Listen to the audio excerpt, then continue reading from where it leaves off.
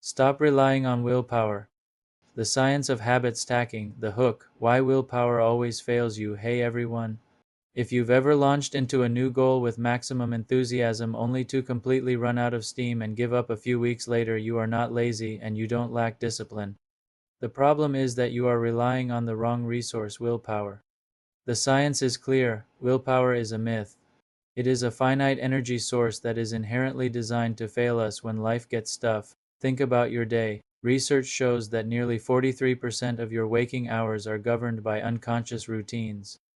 Harvard-backed studies on self-control prove that truly successful people are not those who exert maximum effort, but those who design clever systems that effectively eliminate the need for conscious effort altogether. We are going to stop draining your energy and start building your custom system today. The core strategy, habit stacking, and the basal ganglia, the proven scientific antidote to willpower depletion, is a strategy called habit stacking, rooted in the early behavioral psychology of figures like B. Pfeffer Skinner and popularized today.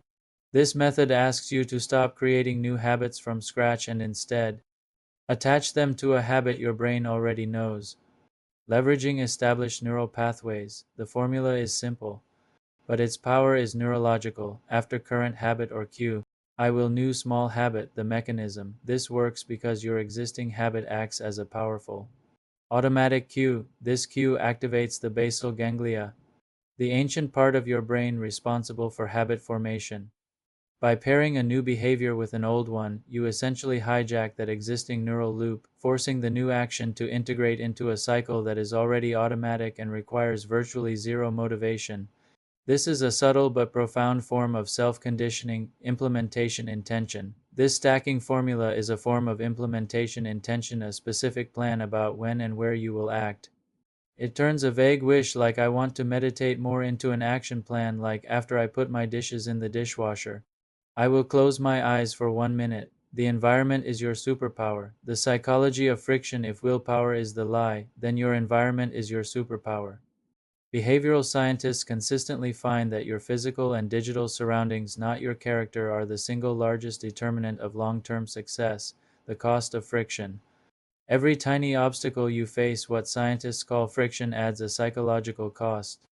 Harvard-backed insights remind us that instead of telling people to try harder, we must co-create an environment that makes success inevitable. By managing this friction, minimizing friction. Good habits. You must make good habits easy and obvious. Example: if you want to practice guitar, put the guitar stand in the middle of your living room, open and ready. The simple act of having to pull it out of a case is often enough friction to kill the practice session. Maximizing friction. Bad habits. Conversely, introduce friction to stop bad habits. Example: if you waste time on a website, install a website blocker. That one-time effort of setting up the friction prevents countless future impulsive failures. Saving your finite willpower for what truly matters. The mindful entrepreneur. Essentialism, minimalism, and cognitive load. Habits aren't just about efficiency. They must be directed toward what truly brings you peace and progress. This brings us to essentialism and minimalism. Essentialism. Define essentialism as the disciplined pursuit of less. It's about constantly asking a filtering question: given all the demands on my time, is this specific activity the highest possible contribution I can make? You have to courageously say no to the trivial many commitments so you can dedicate deep energy to the essential few. Minimalism and cognitive load. Minimalism, the reduction of clutter and non-essential items, is the physical manifestation of this mental filter. Clutter creates cognitive load, forcing your brain to process extraneous visual and mental noise. By clearing out your environment, you free up cognitive space. This reduction in noise makes it far easier to achieve mindfulness and sustain the laser focus required to stick to a new habit. It is a critical foundation for mindful living. Tangible cues for mindful living and business focus. To fully cement this system, we introduce a powerful element, the tangible cue or anchor item, a physical object that is intentionally paired with a desired mindful habit. The anchor item. This object serves as a reliable external trigger for your internal intention. For entrepreneurs focused on wellness and mindful living, like those building businesses around spiritual items such as your elemental soul bracelets, this is a perfect actionable strategy. Integration stack. Example: Let a specific item be your cue. The stack looks like this. After I put on my Camina Priya bracelet this morning cue.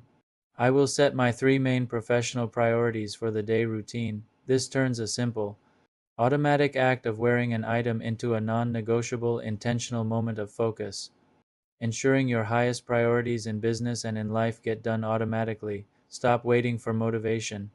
Stop depleting your willpower. Start designing a life where good habits are inevitable and your energy is preserved for your most essential work. Find your first habit stack, engineer your environment, and thrive.